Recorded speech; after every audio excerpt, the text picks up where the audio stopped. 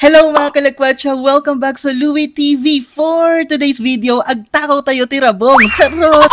Nagpasama ako sa aking mga anakshi para kumuha ng labong at maging ulam dahil nag-crave nga tayo. Pagpasok pa nga lang namin sa pagkukuhanan namin, bumungad ang magandang tanawin na to. Kung taga-San Quintin ka, hulaan mo sa comment section kung saan banda to.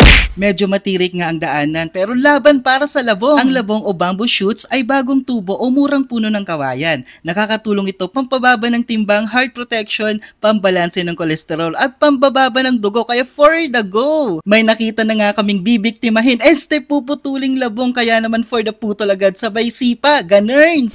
So kapag naputol na, siya namang babalatan at ganyan ang magiging itsura, o diba? Perfect! Pagkatapos nga ay may nakita ulit kaming labong na pangalawang puputulin. Medyo mahirap din kunin lalo na kapag nakadikit ito sa katabing kawayan. Hanggang sa nakapangatlo kaming kuha. Salamat po Karuba! Charot!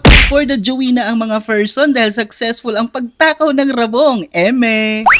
Pagdating nga namin ay agad-agad na namin itong hiniwa. Dapat matyaga ka rin pala sa paghiwa nito dahil kailangan mo din siyang hiwain ng maninipis. For the luto na nga ng labong, halu-haluin tulad ng pagmamahal niya sa'yo na binola ka lang, gumaw ka na agad.